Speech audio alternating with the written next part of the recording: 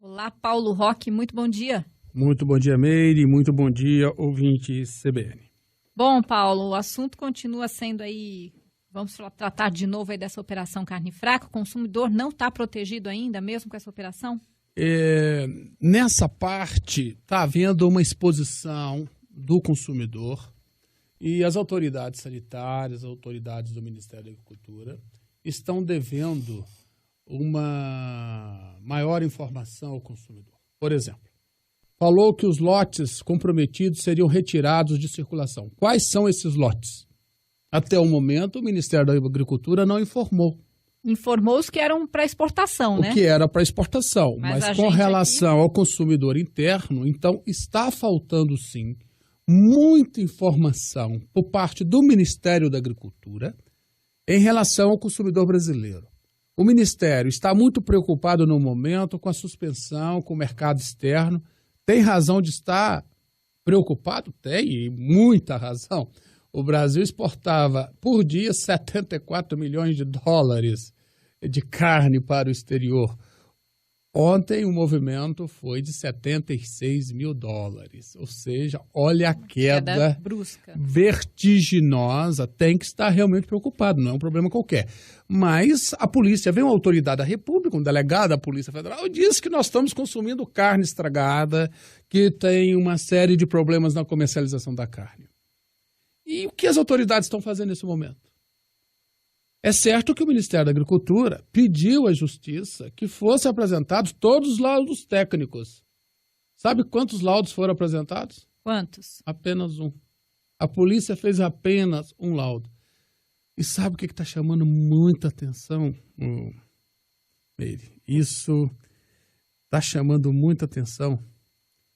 A Associação dos Peritos da Polícia Federal divulgou nota, né? Divulgou uma nota afirmando que as conclusões da operação Carne Fraca referente aos danos à saúde pública não têm embasamento científico, uma vez que os peritos da Polícia Federal foram acionados pela Polícia Federal apenas uma única vez e que o laudo resultante desse trabalho não comprovou tais danos.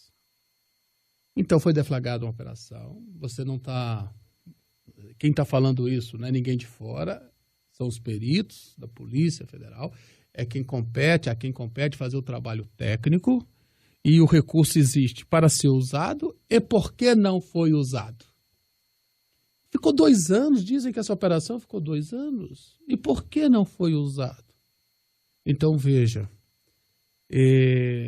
tudo aponta, como nós dissemos aqui anteriormente, para uma porção de buracos nessa operação, que expõe a Polícia Federal, mas antes de expor a Polícia Federal, está envergonhando o Brasil lá fora. O Brasil hoje é motivo de chacota internacional.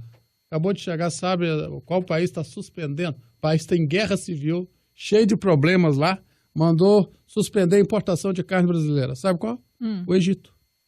Acabamos de receber a informação de que o Egito está suspendendo a comercialização, a importação da carne brasileira. Então, o Brasil vai ter que aprender muito com essa operação. Muito mesmo, porque o dano é enorme. O consumidor está aí sem saber o que fazer.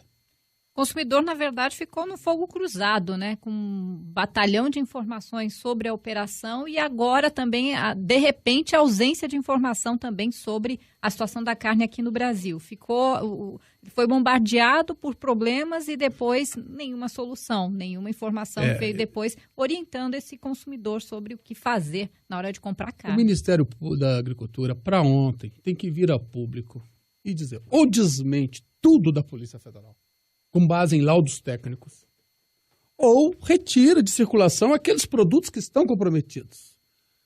Alguns frigoríficos foram fechados, algumas unidades de alguns frigoríficos não foram. Então, dizer exatamente, dar informação clara e adequada ao consumidor como determina o código. Isso é muito importante. O consumidor, nesse momento, precisa de informação.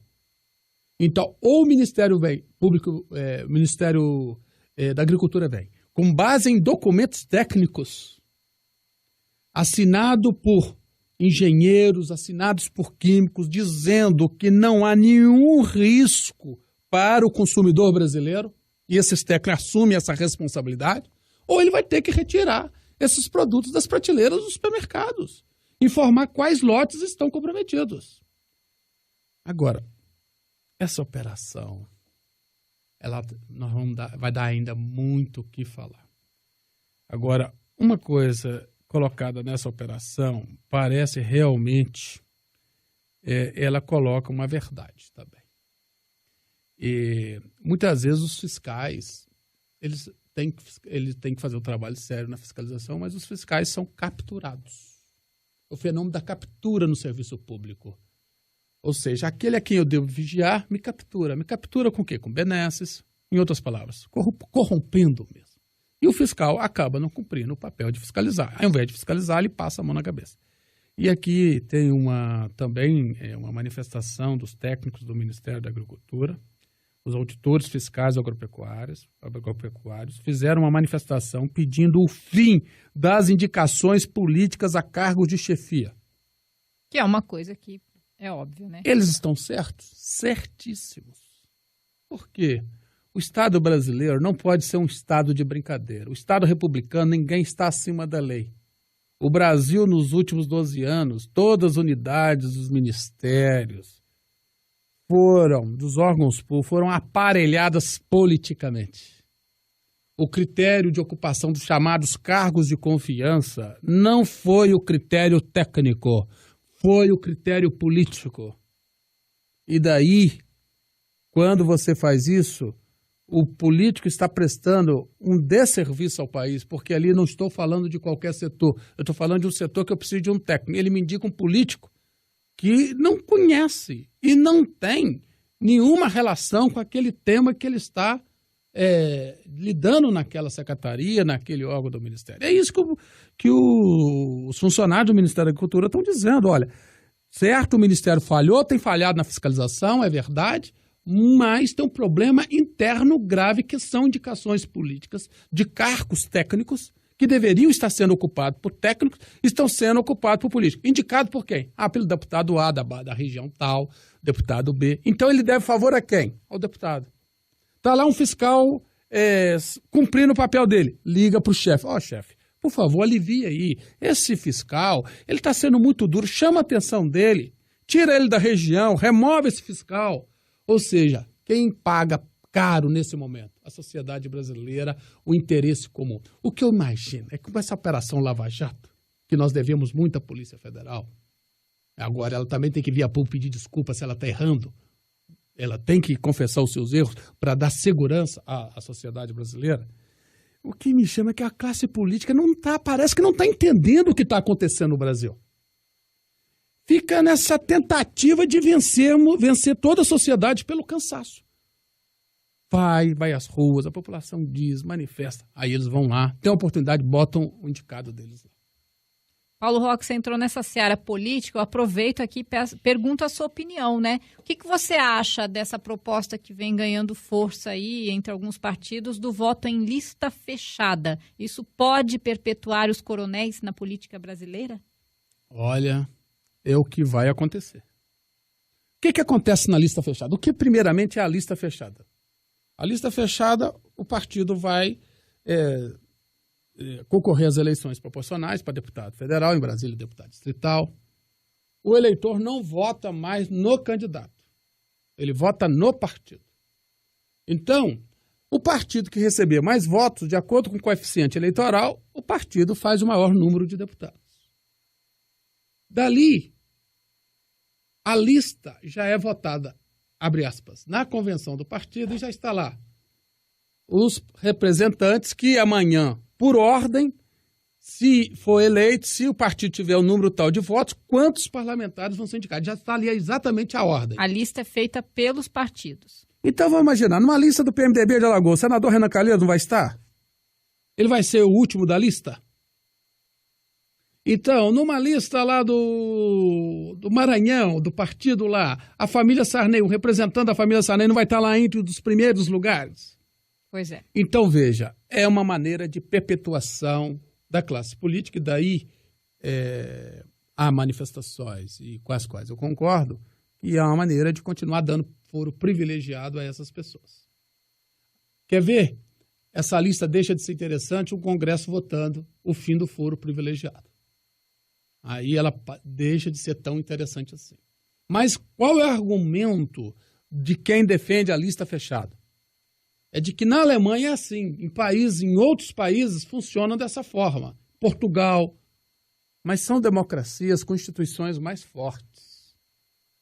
Aqui no Brasil, o partido confessa que usa caixa 2, confessa que ele dribla a justiça. O que é o caixa 2? É dizer o seguinte, eu faço uma prestação de contas de mentirinha, porque na verdade o grosso que eu gastei, o certo é esses partidos que usaram o caixa 2, se você for olhar a legislação eleitoral, eles tinham que ser eliminados da vida política. Eles teriam que ser extintos, porque eles descumpriram reiteradamente a legislação eleitoral. Estão aí, vão continuar aí. Aí eu pego os caciques desse partido, faço uma lista fechada, não boto esse cacique em confronto com o eleitor, em outras palavras, escondo esse candidato, e amanhã ele está lá representando. Talvez algo melhor seja um voto misto, uma lista mista, onde você tenha um número de determinadas pessoas, parte dos votos, você preenche com a lista do partido e parte com aqueles que foram mais votados. É uma ideia mista de lista que existe também em outros países. Mas o que a gente vê, infelizmente, é uma tentativa reiterada da classe política dar um nó nessa crise toda e sair no melhor do que ela estava. Porque se teve uma coisa que a classe política soube fazer pós-redemocratização no Brasil, foi ganhar dinheiro. A grande maioria ganhou muito dinheiro. Paulo Roque, um outro debate aí em discussão na Justiça é a questão da indenização por negativação indevida. Os limites de indenização estão em debate, é isso? Exatamente. O que acontece? Deixa eu explicar. Toda vez que você tem uma negativação do seu nome, tem a negativação devida e tem a negativação indevida. Então, você fez uma compra, fez um financiamento, não pagou. O seu credor, a loja, manda o seu nome para um cadastro de negativação do crédito, como Serasa, como SPC. Então, se a negativação é devida, você realmente tem a dívida, não tem indenização nenhuma a lhe pagar. Agora, se a negativação é indevida, ou seja, eu mandei o nome do seu nome, o nome de A, B ou C para o Serasa, para o SPC, e na verdade você já tinha pago a dívida, ou a dívida não existia, essa negativação é indevida. E sendo indevida, os tribunais têm dado danos morais, alegando o quê? Alegando que, em função disso, há um abalo na imagem da pessoa, ela fica no mercado como mal pagadora. Ela não vai conseguir acesso a financiamentos, vai ter que se explicar. Então, pelo simples fato de abalar a imagem dessa pessoa de bom pagador, a indenização seria devida. O que o STJ está propondo num recurso repetitivo? Porque tem indenização aí para todos os gostos. Um recebe 2 mil, outro recebe 5, outro recebe 10, outro recebe 50. Então, o que o ministro Sanseverino, que é o relator desse processo no STJ, está propondo? Que haja uma espécie de tarifação, ou seja, tabelamento desses danos morais, para não ficar o Deus dará. E ele está propondo o seguinte, que a indenização seja fixada entre 1 e 50 salários mínimos. E aí o julgador, no caso concreto, fixaria o valor mais adequado dentro desses limites aí, dentro desses intervalos entre 1 e 50. Ou seja, mas passar de 50 poderia, mas só em casos muito extremos. E a ministra Nancy Andrighi pediu vistas, né, porque ela está concordando, porque acaba o Brasil adotando aquilo que não está previsto no Código Civil, que é a tarifação dos danos morais ou de qualquer tipo de dano. O dano se indeniza em função de quê? Não por um valor definido, mas pela extensão. Às vezes, você pega um carro aí que vale 5 mil reais. Ele bate num carro que vale 100, 150 mil reais. Então, o valor do dano não está em função dos 5 mil reais do meu carro, do meu patrimônio que causou o dano ao outro, mas em função do outro patrimônio. Eu posso ser obrigado a indenizar 200. Ou, às vezes, um médico faz uma cirurgia que ele cobrou por a cirurgia 2 mil reais. Mas o dano, o paciente ficou inválido, ele teve perda da capacidade laborativa, tem sequela para a vida toda, e aí ele pagou R$ 1.500, vai ter que indenizar 200, 400 mil, 1 milhão, é a extensão do dano é que importa. Então, neste caso, o que está chamando a atenção a ministra Nancy Andrighi? E o julgamento está suspenso no STJ por conta disso. Está dizendo que isso pode acabar criando uma situação que o direito brasileiro não adota, que é a tarifação. Mas o que propõe, na verdade, o ministro Sanseverino? É dizer, na verdade, que esse tabelamento praticamente ele já existe. E para evitar o chamado abuso do julgador. Existe abuso do julgador na forma de quê? Na forma de arbitrariedade. Infelizmente acontece. Muitas vezes ele fixa um valor, coloca a mão mais pesada em algumas situações e acaba não acontecendo justiça. Tá certo. Paulo Roque, muito obrigada aí pela sua participação. E quem quiser mandar uma mensagem, uma sugestão, uma observação a respeito aí do comentário do Paulo Roque, pode mandar uma mensagem para o WhatsApp 99995-3210. 99995-3210. É o WhatsApp do Direito do Consumidor e do Cidadão.